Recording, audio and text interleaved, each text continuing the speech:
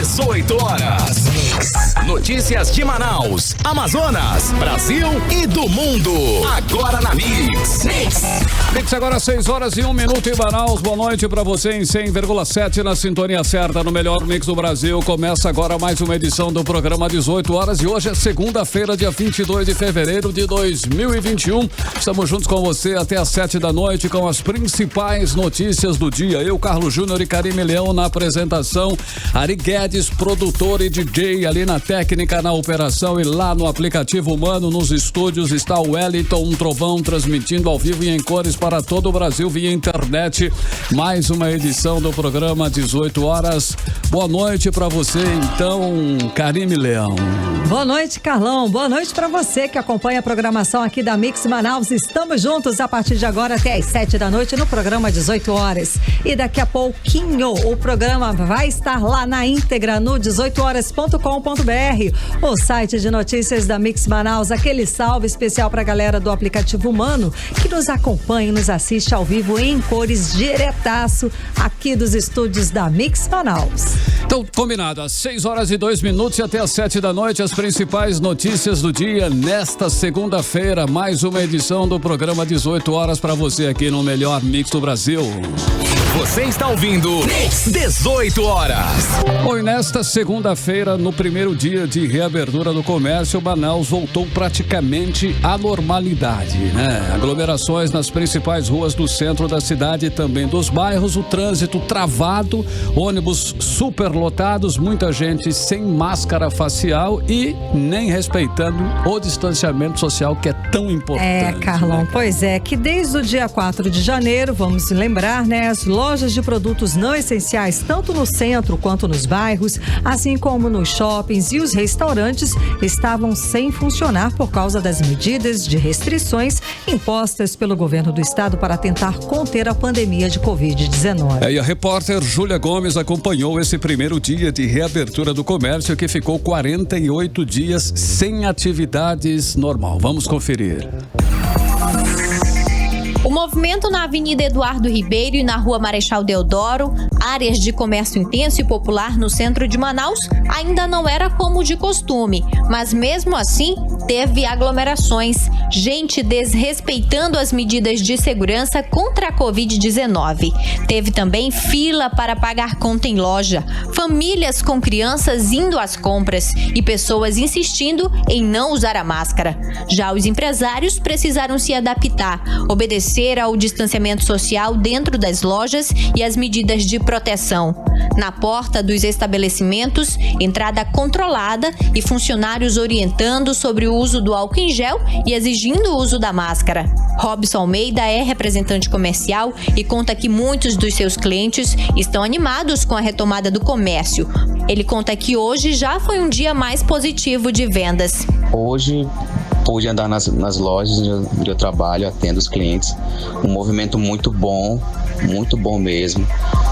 Bastante gente na loja comprando, até porque já com a expectativa que vai vender, né? Além das lojas em geral, shoppings e restaurantes também voltaram a funcionar nesta segunda-feira, mas com horário restrito. E apesar da reabertura do comércio, o estado ainda segue registrando altos números de casos e mortes pela Covid-19. A exemplo, no dia em que o governador anunciou os ajustes nas medidas de restrição e circulação de pessoas, na última sexta-feira, dia 19, a Fundação de Vigilância em Saúde do Estado confirmou 1.950 novos casos da doença e 73 óbitos.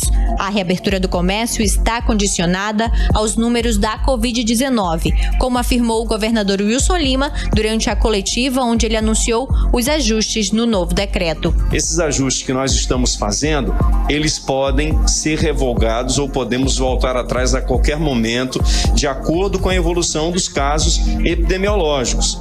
Se a gente perceber que lá no centro ou em outro centro comercial a aglomeração está muito grande, como por exemplo no Bate-Palma, todo mundo ali aglomerado, a gente não tem o que fazer a não ser retroagir, a não ser voltar atrás das decisões que nós estamos tomando aqui. Vale lembrar que o toque de recolher das 7 da noite às 6 da manhã também está mantido até o próximo domingo. Júlia Gomes para o 18 horas. Bom, e no primeiro dia da reabertura do comércio e atividades não essenciais, o Amazonas trouxe o registro de mais 1.161 novos casos de Covid-19, só para a gente ter essa noção, porque na reportagem a Júlia falou da situação epidemiológica do dia da flexibilização do anúncio do governo do estado da flexibilização das medidas restritivas. E é claro, como eu falei dos números agora, é claro que apesar da reabertura do comércio não essencial, o Amazonas continua apresentando números assustadores da Covid-19. Proporcionalmente, ainda é o estado onde mais se morreu pessoas por Covid-19 no mundo. E nosso estado tem o dobro de taxa de letalidade do país. E neste domingo, registrou 306 mil casos da doença desde o início da pandemia e mais de 10.500 mortes. Só aqui em Manaus já morreram 7.407 pessoas por complicações da Covid-19. E o que se espera, no entanto, é mais responsabilidade das pessoas, dos lojistas e também dos empresários para que evitem aglomerações e cobrem o uso da máscara. Pois caso contrário, vamos continuar aí com números elevados de Covid-19 aqui no nosso estado e principalmente aqui na capital e com os hospitais superlotados e, infelizmente, liderando aí os piores rankings da pandemia no Brasil e no mundo. Você está ouvindo 18 horas. Bom, e mesmo com a flexibilização, a Arquidiocese de Manaus manteve suspensas as celebrações presenciais até o dia 12 de março. Já entre os evangélicos, aí a entidade que representa as igrejas deixou seus associados livres para decidirem o que eles quiserem. A maioria dos cultos se reveza entre presencial com 30% dos fiéis nos templos e online, como explica a repórter Odineia Araújo. As celebrações religiosas foram consideradas essenciais pelo governo do estado durante esse período de pandemia. Por isso, as igrejas e templos permanecem abertos para atender individualmente aos fiéis com orações e aconselhamento. Mas durante as celebrações, a maioria optou pela internet para chegar a todos os fiéis e evitar contaminação pelo novo coronavírus. É o caso da Igreja Católica, que praticamente desde o início da pandemia suspendeu as missas presenciais, até mesmo nesse período da quaresma. Apesar da nova flexibilização do governo do estado, a Arquidiocese de Manaus manteve as celebrações e reuniões presenciais da Igreja Católica suspensas até o dia 12 de março. As missas continuarão a ser transmitidas pela internet, mas com a equipe de auxiliares reduzida. O arcebispo de Manaus, Dom Leonardo Steiner, orientou os religiosos que, onde for possível, mantenham os templos abertos para as visitas ao Santíssimo Sacramento e às orações pessoais. Os padres foram orientados também a distribuírem as cinzas aos fiéis ao longo do tempo da quaresma. Para o arcebispo, a igreja precisa permanecer comprometida e zelosa, mesmo que haja diminuição do número de contaminados, internações e mortes pelo novo coronavírus.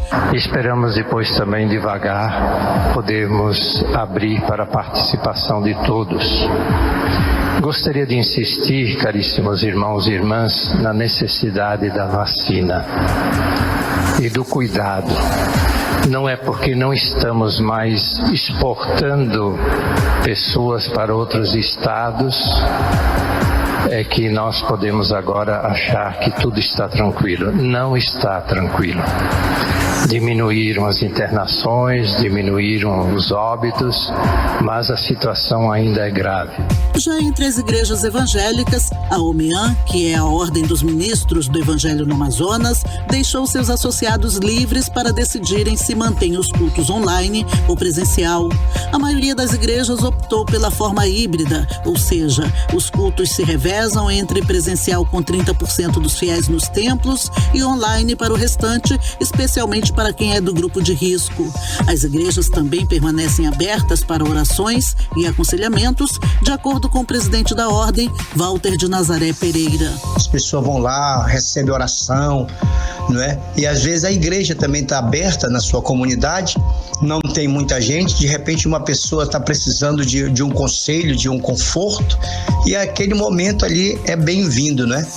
Estão fazendo culto de oração, poucas pessoas vêm, aí aproveita e faz a live, tá certo? Mas eu creio que já muitos que poderão fazer o culto dentro do horário que foi estipulado, né? Poderão fazer, como nós estamos falando, com apenas 30%, 20%, mas a maioria não estão fazendo. Odinei Araújo para o 18 horas. Então é importante destacar, é importante a gente lembrar que só quando a gente tiver pelo menos 70% da população vacinada é que as medidas a gente vai poder relaxar um pouco. Enquanto isso não acontece, enquanto que a gente não tem pelo menos 70% da população vacinada, as medidas preventivas são as nossas melhores, as nossas armas, é o que a gente tem. Se for possível, vamos assistir aos cultos, vamos evitar esse deslocamento. Vamos assistir tudo por internet, assistir online, usar as ferramentas eletrônicas ao nosso favor, né? Se puder, vamos evitar sair de casa, porque só evitando aglomerações é que a gente vai poder conter essa pandemia, né? O sistema de saúde continua colapsado, não, né? A gente continua com uma situação muito delicada no sistema de saúde público. O Estado vive ainda, nós ainda vivemos um luto sem fim. Todos nós perdemos amigos, perdemos parentes, enfim. A nossa única arma são as medidas preventivas. 6h12 em Manaus, boa noite. Você está ouvindo 18 horas. Olha, hoje, 22 de fevereiro, era o dia para começar a vacinação dos cinquentões e também das cinquentonas, das pessoas com 50 anos ou mais, como prometeu o ministro da Saúde, Eduardo Pazuello. Mas as novas doses da vacina não chegaram e o Amazonas continua vacinando apenas os grupos prioritários, ou seja, profissionais de saúde, indígenas, aldeados e pessoas com 70 anos ou mais. E até às 5 da tarde de hoje, apenas 217.443 pessoas haviam recebido a primeira dose da vacina. O grupo, que corresponde a 66,4% da população estimada desse grupo prioritário. E apenas 25.274 pessoas haviam recebido a segunda dose da vacina, o que corresponde apenas a 7,7% da meta estabelecida. E foram aí aplicadas num total de 707 doses das 555 mil recebidas pelo governo do Amazonas. Faltam serem aplicadas, portanto, mais de 260 mil doses em todo o estado. Aqui em Manaus, a vacinação vem se arrastando nos últimos dias. Já foram aplicadas 122 mil doses, sendo que apenas 7.738 pessoas receberam as 2 doses necessárias para garantir a imunização. No sábado, agora, dia 21, foram vacinadas apenas 751 pessoas e hoje, até às 3 horas da tarde, foram 678. E para aumentar aí a chance, para aumentar a chance e o alcance, né? A prefeitura começou aí a vacinação na casa dos idosos com mais de 70 anos. Quem ainda não recebeu a vacina, agora está sendo procurado em casa pelas equipes da prefeitura. Olha aí. Exato. A prefeitura também começou hoje o cadastramento online das pessoas com idade entre 60 e 69 anos residentes em Manaus. Segundo a prefeitura, o plano de vacinação aponta que as faixas etárias de 65 a 69 anos e de 60 a 64 anos são as próximas na ordem de prioridade definida pelo Ministério da Saúde para a imunização, e o envio de doses está previsto agora para março. E o cadastro pode ser feito direto no site imuniza.manaus.am.gov.br. E agora nós vamos conferir a previsão do tempo para esta noite, também para a madrugada de terça-feira com Karime Leão. Previsão do tempo. E para essa noite e madrugada, a previsão é de pancadas de chuva durante a noite e a madrugada. A mínima prevista é de 24 graus, a máxima pode chegar a 31 graus. As chances de chuva são de 67% e a umidade relativa do ar fica entre 65% e 94%. Agora 6h25, boa noite. Mix. Bom, e o Ministério Público do Estado acaba de pedir o imediato afastamento de Davi Almeida do cargo, alegando que o prefeito cometeu crime de responsabilidade no caso dos fura-filas da vacina na contratação de médicos com desvio de finalidade. Foi pedido também o afastamento da secretária de Saúde, Sádia Frache. Mais detalhes, a matéria completa você acessa no 18horas.com.br. Agora 6h25, boa noite. 18 horas. Olha, neste domingo, Manaus registrou mais uma manifestação pelo impeachment do governador Wilson Lima. Manifestantes se concentraram no complexo turístico da Ponta Negra e seguiram em carreata pela cidade. Carlão, pelo menos 13 pedidos de afastamento tramitam na Assembleia Legislativa e a população tem feito várias manifestações pedindo que os deputados aceitem os pedidos de impeachment contra o governador Wilson Lima. Vamos saber os detalhes desta manifestação agora com a repórter Nathalie Moraes. Neste domingo, diversos amazonenses foram às ruas de Manaus gritando pela saída do governador Wilson Lima. A carreata foi realizada para pressionar os deputados estaduais da Assembleia Legislativa do Amazonas para aceitarem o pedido de impeachment do governador. Pelo menos 13 pedidos já tramitam na casa. O advogado Marcos Vicenzo, autor de um dos pedidos de impeachment, participou da manifestação e afirmou ser uma vergonha mundial a situação do Amazonas. Depois de tudo que aconteceu, de todas as mortes, né, de toda essa dor que o povo do Amazonas tem sentido, o governo continua subtraindo o erário público de forma clara, continua com esses escândalos e com essa verdadeira sensação de impunidade, de que nada vai acontecer. Eu acredito muito que o povo tem o seu direito de manifestação e tem feito isso de forma pacífica e o povo tem sentido isso. O motivo disso e o resultado disso, na verdade, é hoje aqui isso aqui lotado de gente reivindicando os seus direitos. Os manifestantes se reuniram em frente ao anfiteatro da Ponta Negra e seguiram pelas ruas da cidade, até a sede do governo do Amazonas, no bairro Compensa, e seguiu para a frente da Aleã, na Avenida Mário Ipiranga, onde os veículos ficaram estacionados em uma via. Segundo um dos organizadores da carreata, Jean Batista, o grupo pede que a Assembleia aceite os pedidos de impeachment contra o governador Wilson Lima por crimes de irresponsabilidade na compra de respiradores e negligência pela falta de oxigênio na rede de saúde do Amazonas. Aceitar a admissibilidade do pedido de impeachment pelos crimes de responsabilidade que o mesmo cometeu na questão das compras dos respiradores superfaturados, né?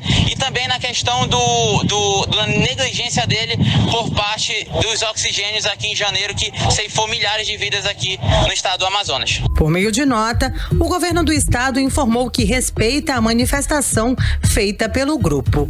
Nathalie Moraes para o 18 horas. Você está ouvindo 18 horas. Olha, o Amazonas está se preparando para uma grande cheia este ano. Isso porque a atual cota do Rio Negro em Manaus está muito semelhante, hein? Aquele mês de fevereiro do ano de 2012, o ano da cheia recorde aqui no nosso estado. Pois é, Carlão, o problema é que além das doenças que aparecem com a subida das águas, continuamos em meio a uma pandemia, a pandemia de Covid-19, e devemos redobrar todos os cuidados. Alguns municípios do interior aqui do estado já vêm sofrendo com a subida dos rios. A repórter Nathalie Moraes tem mais detalhes, vamos conferir. A atual cota do Rio Negro em Manaus está muito semelhante à de fevereiro de 2012, ano da cheia recorde no estado. O registro preocupa os pesquisadores do Serviço Geológico do Brasil e já dá sinais de que a capital terá uma grande cheia em meados de junho. Tudo isso vai depender da enchente do Rio Solimões, que também apresenta níveis maiores do que o esperado para a época. Além da grande cheia que compromete, por exemplo, o acesso à água potável, ainda temos um grande vilão: o novo coronavírus. Aqui em Manaus, o Rio Negro continua subindo com cotas muito altas, uma média de 5 centímetros por dia. Essa subida do nível do Rio Negro acima da normalidade, registrada no mês de janeiro, aponta que Manaus pode sim ter uma cheia grande neste ano, em meio à pandemia da Covid-19. Segundo o diretor-presidente da Fundação de Medicina Tropical, o infectologista Marcos Guerra, com a subida dos rios vem novas doenças, como hepatites, diarreia, leptospirose e dengue, o que pode tornar o cenário ainda mais crítico. Com a enchente, há o transbordamento dos esgotos e há o transbordamento também de fossas negras. Isso permite que sejam veiculados no meio ambiente vários dos micro-organismos que estão nesses locais, tipo leptospira. Então você pode ser acometido por leptospirose após as enchentes dos seus quintais ou das suas casas quando você for fazer a limpeza. O vírus da hepatite A, que é eliminada nas fezes e, portanto, o transbordamento de fossas pode fazer com que esses vírus alcancem o indivíduo, ou ele, porque a água que ele também vai utilizar na bebida para tomar, para se hidratar, pode vir contaminada. Existem também bactérias tipo Salmonella, Shigella, que representam infecções intestinais e algumas vezes infecções generalizadas, causando septicemia, tipo a febre tifoide. Então, todas essas doenças são mais frequentes exatamente quando a condição sanitária é desorganizada, mais ainda do que já é. Para que não sejamos acometidos com nenhuma dessas doenças, o especialista alerta: é preciso tomar alguns cuidados. O primeiro deles, utilizar água de boa qualidade, de origem de boa qualidade, para fazer seus alimentos, produzir seus alimentos e para ingerir mesmo a água pura. A outra coisa é quando da limpeza das casas que forem alagadas, as pessoas têm que se proteger, devem usar umas botas de cano longo, para não entrar em contato direto com o material que resta lá depois da enchente e fazer a limpeza sem que haja possibilidade de se infectar por leptospira. A cheia, inclusive, já atinge alguns municípios do interior aqui do estado, como é o caso do município de Boca do Acre, onde mais de 5.000 famílias já foram afetadas pela subida das águas. O estado do Acre já vem vivendo um cenário de guerra. O Acre já tem mais de 130.000 pessoas atingidas pela cheia dos rios da capital e também no interior do estado. No total, são 10 cidades afetadas. Além da cheia, o estado vem registrando um aumento significativo no número de casos de Covid-19 e um surto de dengue. Nathalie Moraes, para o 18 horas. 18 horas. Entrevista do dia. Olha, o nosso vizinho aqui, o estado do Acre, está passando por um momento de extrema dificuldade. Além da pandemia de Covid-19, o estado registrou explosão de casos de dengue, a invasão de imigrantes haitianos e peruanos e agora com a enchente dos rios Acre, Juruá, Envira e Iacupurus e seus afluentes que afetam mais de 120.000 pessoas. E isso tudo fez o governador do Acre, o Gladson Camelli, dizer o seguinte: estamos vivenciando uma situação como se fosse uma guerra, disse o governador do Acre, Karine. Pois é, Carlão, e hoje o governador, ele decretou estado de calamidade pública em 10 cidades do estado afetadas pelas enchentes. Para falar mais sobre a situação de calamidade lá do Acre, vamos conversar com o promotor público Thales Ferreira. Muito boa noite, promotor, tudo bem? Boa noite a todos, Karine, Carlos Júnior, é um prazer imenso falar com vocês no dia de hoje. E boa noite a todos os ouvintes que estão nos ouvindo também no dia de hoje. Pois é, o Acre vem vivendo essas crises de pandemia de Covid, superlotação dos leitos, dengue, leptospirose, uma crise migratória sem precedentes na história do Acre e essas enchentes também que assolam as cidades do interior e a capital do estado. São tragédias que se acumulam juntamente com as demais mazelas que a população do norte, já tão sofrida, precisa encarar, né? E, de fato, nós estamos há 7 dias com chuvas torrenciais. Eu falo de uma cidade do interior do Acre, Sena Madureira, que é uma das cidades mais atingidas pela cheia, pelas enchentes. Essa enchente talvez ela tenha sido a maior de todos os tempos, dos últimos 30 anos na cidade. A cidade está toda alagada, as pessoas estão desabrigadas, muitas alojadas nos prédios públicos, nas escolas, nos ginásios, inclusive aglomeradas senhores ouvintes, Karine e Carlos, as pessoas estão aglomeradas nas escolas. É uma situação lastimável, porque a gente sabe que num período dramático em que vivemos, de pandemia, inclusive de disseminação do vírus com essa nova variante, não tivemos outra alternativa a não ser utilizar esses espaços que só propiciam aglomeração e muito possivelmente a transmissão dessa nova variante. Então, assim, a preocupação é muito grande para os dias que virão. E a gente do Ministério Público também está muito preocupado, lançou uma campanha SOS Acre para que o Brasil inteiro olhe para esse momento especial que o Acre está vivendo e consiga nos apoiar nesse momento. Okay. Certo. E o Ministério Público está conduzindo essa campanha. Ok, promotor. Agora o senhor falou, né, da situação que está tudo alagado, que as pessoas estão aglomeradas dentro de escolas. Como é que está a situação dos hospitais, já que estamos no meio da pandemia de Covid-19? O senhor tem como dizer, falar para a gente? Certo. Nós já estamos com uma lotação quase máxima dos hospitais. Aqui em Sena Madureira, onde eu atuo, a enchente ela está a 100 metros, Karine, do nosso centro de atendimento, do nosso centro de referência, da nossa porta de entrada para as pessoas que procuram o sistema de saúde com algum sintoma de Covid. A expectativa é de que o rio continue subindo, né? Imagine se chega até esse centro de referência, esse centro de atendimento, né? Então, assim, os hospitais já estão atuando na sua capacidade máxima, né, tanto na capital do estado quanto nas demais cidades do interior. Então é uma situação bastante dramática mesmo.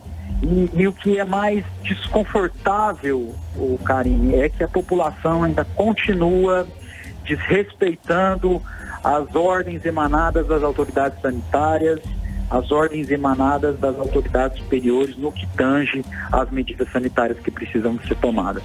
Ontem, por exemplo, no meio da enchente, as pessoas acharam que era um festival de praia no centro da cidade, o que preocupa bastante o Ministério Público, né? Eu recebi um desabafo muito grande dos profissionais de saúde, da Polícia Militar em relação a isso. Estão trabalhando incansavelmente os profissionais de saúde. No Brasil inteiro, a gente também acompanha a situação de Manaus. Eles estão numa situação de limite e a população não contribui, totalmente isenta de responsabilidade social. É uma situação lamentável. Ok, promotor, e como tem agido aí o governo federal com relação a esses problemas, a essa calamidade toda aí que essa região aí está enfrentando no momento? Ele tem ajudado o governo federal? Eu tive uma reunião agora com um assessor do Ministério Público. Ele disse que estava em contato com o coordenador nacional da Defesa Civil, que se propôs a ajudar todo o estado do Acre e possibilitar todo o apoio necessário nesse momento que a gente enfrenta aqui. Então existe essa interlocução, tanto do governo estadual, dos governos municipais. Inclusive eu soube agora que o prefeito da cidade onde eu atuo está indo a Brasília, e o Ministério Público também é muito preocupado. É um Ministério Público vanguardista, um Ministério Público de exemplo para o Brasil todo, que acredita que nós temos uma atribuição de transformação na realidade das pessoas. Também veio à frente para poder tentar minimizar um pouco da dor, do sofrimento e dessa tragédia. Okay. E tem essa interlocução sim com o governo federal, no sentido de essa ajuda chegar até as cidades aqui no interior. Certo. Promotor, e tem cidade sem energia elétrica? Temos a informação de que pelo menos 10 cidades por aí estão sem energia elétrica. Tem, assim, as cidades tem alguns pontos que estão bastante alagados e foi necessário fazer esse corte de energia elétrica. Aqui na cidade onde eu atuo, por exemplo, tem bairros que estão, de fato, sem energia elétrica. E isso é uma situação que nos preocupa bastante, porque envolve uma outra questão crucial para a gente, que é a questão da segurança pública, né? Como se não bastasse as facções criminosas, inclusive, vejam, senhores ouvintes, aqui nós precisamos, às vezes, de dividir as pessoas, os desabrigados, os desalojados, por facção criminosa. Isso é extremamente absurdo, né? E aí falta energia elétrica numa situação dessa. Então, nós estamos vivendo realmente uma situação caótica, e o Brasil precisa de olhar para a gente. Esse estado, o estado do Acre, ele lutou para ser Brasil, é um povo guerreiro, lutador, e o Brasil precisa de voltar os olhos para esse estado aqui. Promotor, tem um movimento, inclusive nas redes sociais aí, pedindo socorro ao Acre, né, no Brasil todo aí, né? Na rede social é mundo todo, doação de recursos, águas, alimentos. Quem quiser participar e ajudar aí essa região, como proceder, como deve proceder? Então, quando começou o processo das enchentes, dos alagamentos, o Ministério Público do Estado do Acre lançou uma campanha SOS Acre. No último final de semana, essa campanha ela ganhou repercussão nacional. Vários artistas aderiram a essa campanha, divulgando, tuitando, postando essa campanha do Ministério Público. E as pessoas estão ajudando com recursos na conta da associação do Ministério Público, que é quem vai gerir isso e fazer as doações, e fazer com que essas doações cheguem de fato para quem precisa, né? E infelizmente, Karine e Carlos Júnior, algumas pessoas inclusive já se aproveitaram para cometer crimes em relação a essa campanha. Muitos números de conta falsos já foram divulgados. Os oportunistas, inclusive, alteraram número de conta para poder fazer isso, e o nosso GAECO já está tomando as providências necessárias. Quem quiser ajudar o Estado do Acre via Ministério Público, tem uma conta do Banco do Brasil, as informações estão todas nas redes sociais do Ministério Público do Estado do Acre. Okay. A conta, se me permitem dizer, é a seguinte: Banco do Brasil, agência 2359-0, agência 2359-0, a conta corrente é 14300-6, é a Associação do Ministério Público do Estado do Acre, que está à frente dessa campanha. Ok, a conta é 14300-6, só para... Isso, 14300-6, okay. Agência 2359-0, uma conta do Banco do Brasil. Okay. Outras contas que estão sendo divulgadas são falsas, não existem. Ok, esse é um alerta importante. Promotor, e existe nas redes sociais algum perfil do Instagram ou do Facebook que as pessoas podem entrar e de repente podem ter acesso, podem anotar com calma esse número? Tem sim. Nós temos um perfil no Instagram, @MPAC. Nós temos o Facebook, também @MPAC. O Twitter, @MPAC. E nós temos o site também do Ministério Público, www.mpac.mp.br. As informações estão todas lá. A situação do Acre está sendo diariamente divulgada lá. A campanha, as pessoas que estão participando da campanha. Nós temos muitos famosos, Brasil inteiro, nos ajudando nesse momento. E está lá à disposição de toda a população que quiser ajudar, para conferir esses números, para verificar esses números, inclusive para ver as doações chegando até as cidades e ver a situação dramática que estamos atravessando. Ok, promotor. Okay.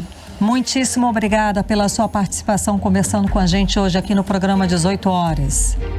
Eu que agradeço a oportunidade, muito obrigado, bom trabalho a todos e tenham uma boa noite. Uma ótima noite para o senhor, tudo de bom. Conversamos com o promotor público Thales Ferreira. Agora 6h44, boa noite. Você está ouvindo 18 horas. Nós temos uma notícia urgente. O Ministério Público do Amazonas ingressou hoje com ação de improbidade administrativa contra o prefeito de Manaus, Davi Almeida, contra a secretária municipal de saúde, Chádia Frache, e mais 10 médicos suspeitos de terem participado de processo de contratação irregular e da burla da fila de prioridades estabelecidas na campanha de vacinação contra a Covid-19 Covid-19 em Manaus. Além de pedir o imediato afastamento do prefeito e da secretária de Saúde, o Ministério Público solicita a decretação de indisponibilidade de bens dos réus para o pagamento da multa civil de R$180 mil para o prefeito e de R$135 mil para a secretária de Saúde. E assinaram a ação a Procuradora de Justiça Silvana Nobre Cabral e a Promotora de Justiça Lilian Nara de Almeida. Estão sendo também denunciados Davi Antônio Abissai Pereira de Almeida, prefeito municipal de Manaus, Shadia Hussami Hawashi Frache, secretária municipal de saúde de Manaus, Djalma Pinheiro Pessoa Coelho, médico, Isabelle Kirkmad Lins, médica, Gabriele Kirkmad Lins, médica, Carla Angelina Lima Ribeiro, médica gerente de projeto, Davi Luiz de Oliveira Dallas Dias, médico gerente de projeto, Carlos Augusto do Couto Vale Bonfim Borborema, médico, Manuel Charlete Pereira Júnior, médico, Gabriela Pereira de Aguiar, médica gerente de projeto, Tatiana Mota Lote, médica, e Alessandro Silva Pontes, médico também. 6h46 em Manaus, boa noite. Mix. Também agora nós vamos conferir a previsão do tempo, hein? Amanhã teremos sol ou chuva, previsão do tempo com Karime Leão.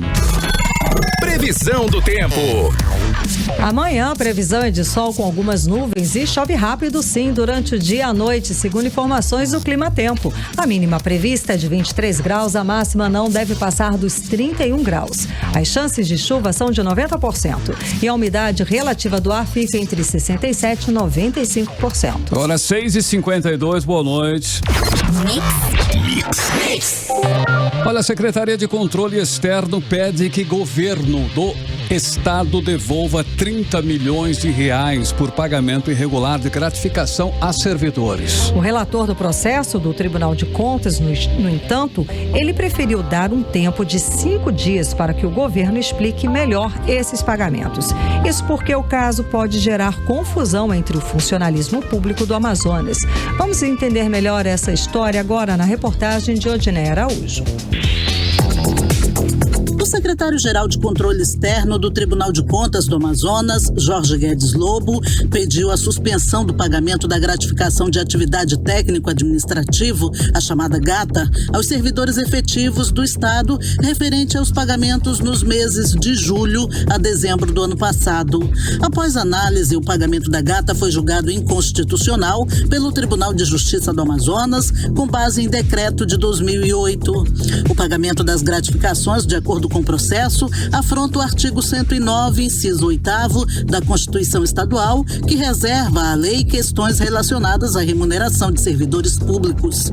O secretário de Controle Externo do TCE, Jorge Guedes Lobo, pediu à Corte que seja cobrado do governador Wilson Lima e da secretária de Administração do Estado, Inês Cabral, o ressarcimento de mais de 30 milhões de reais referente aos pagamentos de gratificações irregulares de servidores no período de 6 meses.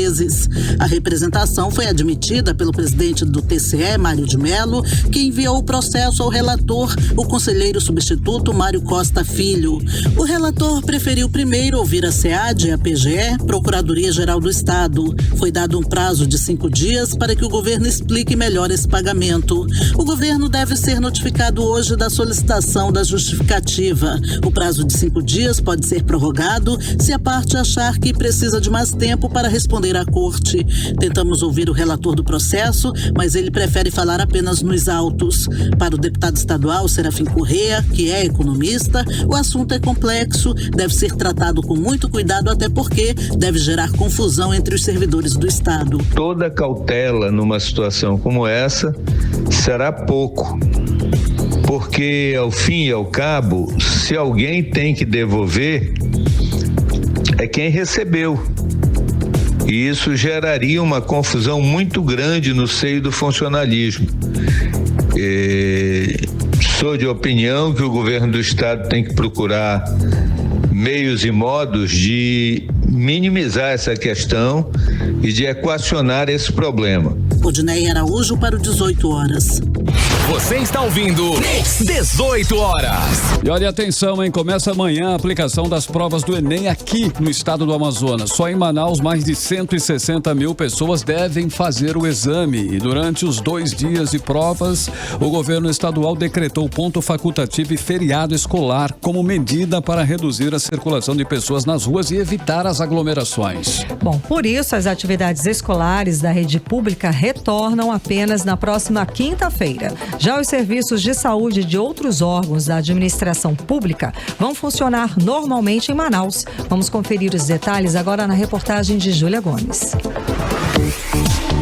Por conta da atuação de professores das redes pública e privada na aplicação das provas, o INEP, o Instituto Nacional de Estudos e Pesquisas Educacionais Anísio Teixeira, responsável pela realização do Enem, solicitou ao governo do Amazonas o feriado escolar. Por conta disso, não haverá transmissão de conteúdos novos no projeto Aula em Casa. A programação retorna com novas aulas na quinta-feira, dia 25. Na última sexta-feira, o governo decretou feriado escolar e ponto facultativo durante os 2 dias em que serão aplicadas as provas do Exame Nacional do Ensino Médio aqui no estado. A medida é para diminuir a circulação de pessoas nas ruas e evitar aglomerações. O governador Wilson Lima argumentou que chegou a solicitar adiamento da prova, mas haveria perda de oportunidades para os estudantes amazonenses. O Amazonas conta com mais de 206 mil candidatos inscritos, segundo os números do Ministério da Educação. Então é importante que haja um esforço também de todos que evitem ao máximo estar nas ruas na terça e na quarta-feira, principalmente no horário entre 11 e 13, que esse é o momento em que os alunos estão se destinando para as salas de aula. Já na área da saúde, a Secretaria de Estado informou que manterá todos os serviços e atendimentos ambulatoriais da rede estadual de saúde durante os 2 dias de prova. Além do atendimento de urgência e emergência, as consultas e exames serão mantidos, como explica o secretário de Saúde, Marcelo Campelo. A rede de saúde, ela não segue o ponto facultativo, ela existe no próprio decreto do governador uma ressalva para os atendimentos já agendados na rede de saúde. Então, tanto nas policlínicas com atendimentos agendados, quanto nas fundações que fazem os atendimentos agendados, como é o caso da Fundação Secom, por exemplo, esses atendimentos continuam nos dias 23 e 24 normalmente para não termos que reagendar esses pacientes, eles irem para um final de fila ou coisa parecida. Então, para não haver prejuízo na rede e para os pacientes também, atendimento normal nos dias 23 e 24. Já na capital, onde mais de 160 mil pessoas devem fazer as provas, a Prefeitura de Manaus suspendeu por meio de decreto, nesta segunda-feira, o funcionamento das atividades escolares no município nos dias 23 e 24 de fevereiro. Os demais órgãos administrativos e entidades da Prefeitura de Manaus terão seu funcionamento normal. Um esquema montado pelo Instituto Municipal de Mobilidade Urbana vai operar com frota total de ônibus para atender os estudantes que irão prestar o Enem. Além dos 830 ônibus convencionais trafegando, a Prefeitura informou ainda que aproximadamente 160 agentes de trânsito irão monitorar os principais corredores viários para dar fluidez ao tráfego durante os 2 dias de prova. Júlia Gomes para o 18 horas. Você está ouvindo 18 horas. Olha, na tarde de hoje morreu aqui em Manaus, vítima de Covid-19, o parintinense Paulinho Faria, considerado o eterno apresentador do Boi Garantido. Paulinho Faria havia sido transferido há alguns dias para Manaus após receber os primeiros cuidados médicos na cidade de Parintins, após testar positivo para a Covid. E nesta quarta-feira, a morte de Paulinho foi comunicada oficialmente pelo seu irmão Zezinho Faria em post nas redes sociais. É lamentável, né? Lamentavelmente, mais um artista nos deixa por conta da Covid-19. 18 horas. 6 horas e 59 minutos em Manaus e agora nós vamos atualizar os números da Covid-19 aqui no Amazonas e também no Brasil com Karime Leão. Bom, e no primeiro dia de reabertura do comércio e atividades não essenciais, o Amazonas registrou 1.161 novos casos de Covid-19, totalizando para 307.164 o número total de casos aqui no estado. Ainda segundo o boletim da Fundação de Vigilância em Saúde, foram confirmadas 60 mortes por Covid-19, elevando o total para 10.522 o total de mortes no estado. E no Brasil, segundo números do Ministério da Saúde, o país soma hoje 10.168.174 pessoas com diagnóstico positivo para a Covid-19, com 246.504 mortes pela doença. O país também soma 9.095.692 pessoas recuperadas da Covid-19. Agora, 7 horas em ponto, seguimos direto para o editorial 18 horas. Editorial 18 horas. A primeira pesquisa da Confederação Nacional dos Transportes CNT de opinião deste ano, realizada com o Instituto MDA, mostra que só 6 em cada 100 brasileiros avaliam como ótimos os seus governadores. A pesquisa foi realizada entre os dias 18 e 20 de fevereiro de 2021. A pesquisa CNT mostra ainda que só 11 em cada 100 brasileiros avaliam como ótimos os seus prefeitos. Para 37,5% dos entrevistados, quem está fazendo mais pelo Brasil no combate à pandemia da Covid-19 são as instituições de pesquisa, o Butantan e a Fiocruz. Só 16,8% disseram que são os governadores e só 4,9% disseram que são os prefeitos que estão fazendo mais contra a pandemia. Com relação à saúde, só 1/3 dos brasileiros acham que vai melhorar. E nada menos que 7 em cada 10 entrevistados acham que a situação da saúde ainda vai piorar ou vai ficar igual como está. No entanto, há esperança. 62,8% dos entrevistados afirmam que serão vacinados quando chegar a sua vez, qualquer que seja o fabricante da vacina. E só 16,7% declaram que não vão ser vacinados. 18 horas.